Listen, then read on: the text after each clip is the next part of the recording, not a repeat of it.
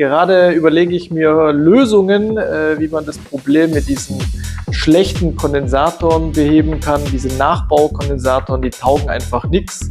Jetzt habe ich 3 Lösungen, die ich mir erarbeitet habe, wobei man die teilweise auch noch optimieren kann oder muss. Ich zeige einfach mal, was ich da gemacht habe und genau, also es funktioniert auf jeden Fall. Ihr müsst, wenn ihr es denn tatsächlich machen wollt, ein bisschen anpassen. Also bleibt dran. Also hier nochmal die Simme. So wie ihr gesehen habt, habe ich jetzt hier diese Nachbaukondensatoren, sind ja übelster Müll. Und ihr kriegt aber wahrscheinlich kaum noch einen gescheiten. Ich habe mir hier ein Kunststoffprofil genommen, habe das zugeschnitten auf Kondensatorlänge, Schraube oben rein und dann kannst du hier verbinden. Und zwar nimmst du einfach dein Unterbrecherkabel und Klemme 2 Kabel aus der Zündanlage und schraubst dir fest, quasi wie wenn es ein Kondensator wäre. Dann kannst du einen externen Kondensator nehmen, zum Beispiel den hier, und den kannst du dir dann zum Beispiel entweder irgendwie hinter die Grundplatte montieren oder außerhalb. Bestenweise wäre es dann, du legst den in den Herzkasten, gehst mit dem einen Ende auf Masse und mit dem anderen Ende gehst auf Klemme 2 am Zündschloss, ist da ja angegeben am Zündschloss, ne? Klemme 2 ist angegeben, das findet ihr dann. Das wäre mal die einfachste Lösung. Den halt dann so unterbringen, dass ihr da halt, dass der da eben sicher ist, ne? Und der kostet nur vielleicht ein paar Cent. Müsst ihr wahrscheinlich meistens kaufen mit größeren Stückzahl. Der hält euch aber auch wirklich lange. Nächste Lösung ist, wenn ihr das nicht möchtet, so eine Frickellösung wollt, dann könnt ihr euch einen externen Kondensator kaufen. Zum Beispiel hier habe ich einen gekauft. AKF gibt es auch, den gibt es auch von MZA, ist ja das gleiche. Und genau diesen Kondensator baut er dann ein.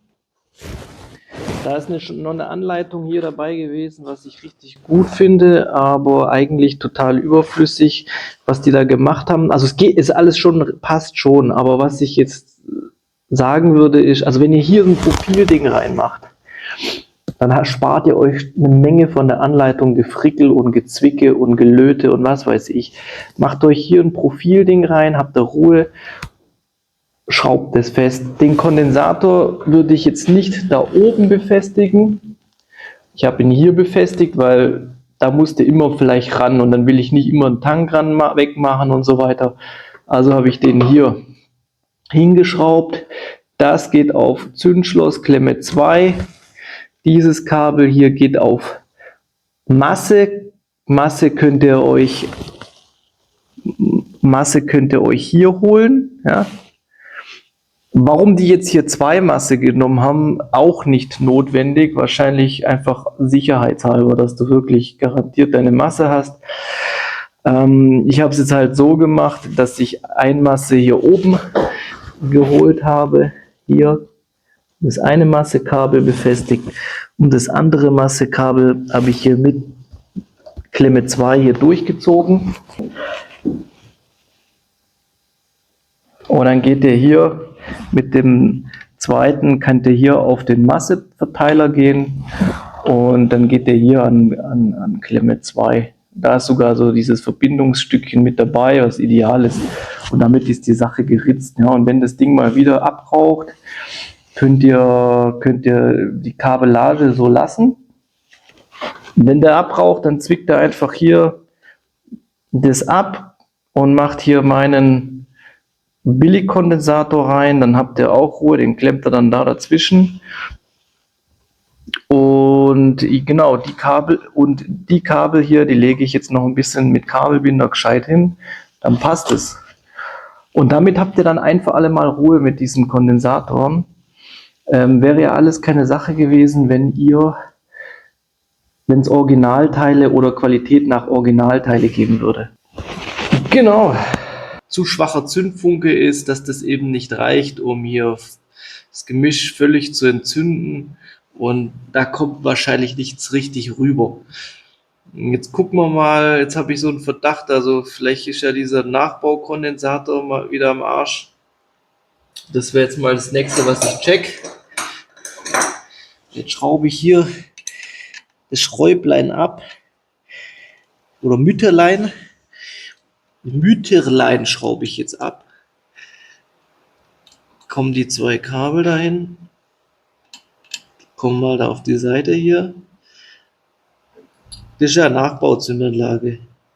Die ist ja okay. Die läuft eigentlich gut. Ja, das Schlimme ist, wenn dann der Kondensator. Der ist jetzt interessant. So, jetzt messen wir mal ein. Messen wir mal den. Das geht jetzt mal schnell. Ja, jetzt zeigt er nämlich wieder Scheiße an. Jetzt habe ich hier noch einen anderen. Jetzt gucken wir mal. Also normal sind die besser, die wo innen so diese dunklere die Gussform haben. Da sieht man auch keine Lunker, nix. Und die hier sind meistens Dreck, aber gucken wir mal, ob der was taugt. Messen wir den mal.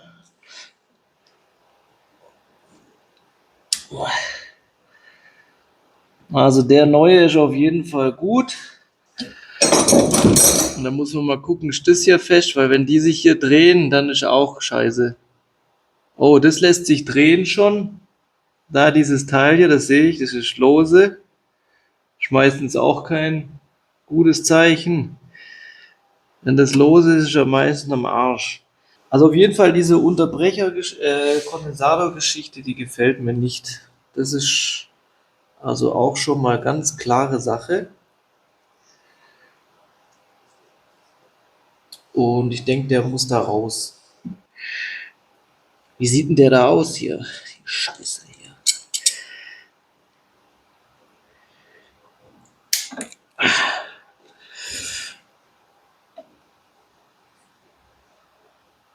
Also ich finde irgendwie, dass der kaputt ist.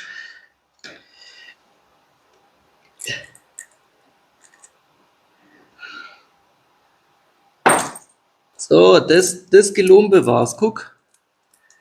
Das Gelumpe da, Hanne. Ist klar. Da so Päckle reinmachst, kann ja nicht funktionieren.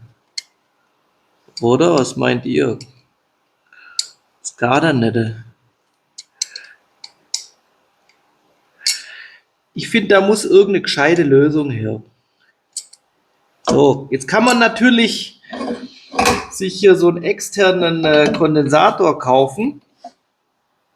Der kostet 30 Euronen. Finde ich eigentlich schon relativ teuer für so ein komisches Ding. Und muss eine andere Lösung. Die Dinge, eigentlich ist ja so ein Kondensator ja eigentlich billig. Da ist ja gar nichts drin, gell? Gucken wir mal, was ist denn das da? So ist das. So, das ist dieses komische Käpple da oben.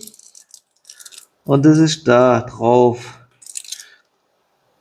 Ist das so? Und wenn das da hier, genau, das ist mehr ist da gar nicht. So, da muss jetzt eine andere Lösung her. Also die will ich aber auch nicht schrotten, weil ich will die irgendwie heilen lassen. Und da muss mir gerade was einfallen lassen. Vielleicht kann man da was zusammenpfuschen irgendwie. Wer pfuscht, gell, da brauchst du einmal die Idee überhaupt und dann musst du es noch gescheit umsetzen, dass es funktioniert. Also pfuschen ist ja nicht immer nur gleich pfuschen, gell. Jetzt habe ich hier einen richtig schönen Kondensator. Den haue ich mir da rein. Also das ist eine ganz einfache Sache eigentlich. Hier drin hängt das Ding hier, also diese Folienzeug. Und da drauf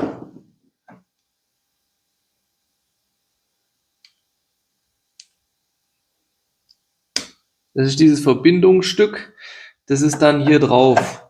Und das gibt einen Kontakt mit diesem Folienwickel. Und wenn der Kontakt jetzt nicht mehr richtig sichergestellt ist oder nur noch geringfügig, das ist noch hier oben so, dann ist der am Arsch, dann funktioniert der eben nicht.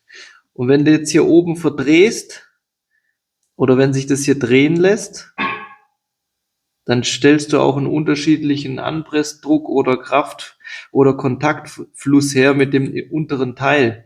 Hast du besser oder schlechter? Und deswegen hat der wahrscheinlich jetzt auch manchmal wieder funktioniert, wenn du gedreht hast, aber halt nicht richtig. Und das ist Müll, das Ding.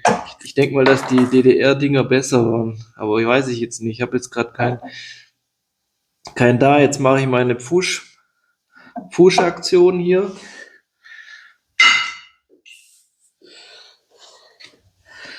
Das ist Pfusch vom Feinsten. So, das ist jetzt Pfusch vom Feinsten. Aber das muss ja nur wirken. Jetzt probieren wir mal, ob das funktioniert, was ich da gemacht habe. Also, das passt jetzt zum Produkt, denke ich. Das ist jetzt meine Prototyp-Version.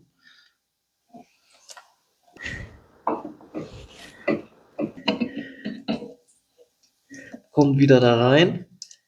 Die Zündanlage auf Markierung stellen, die ich mir gemacht habe.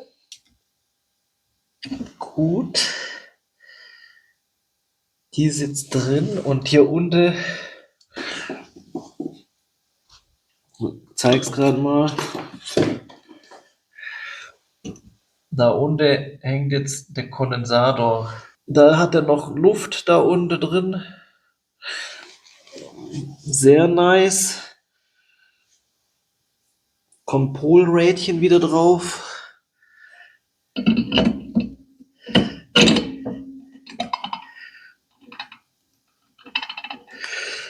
Gut. Gucken wir mal, ob Funke da ist.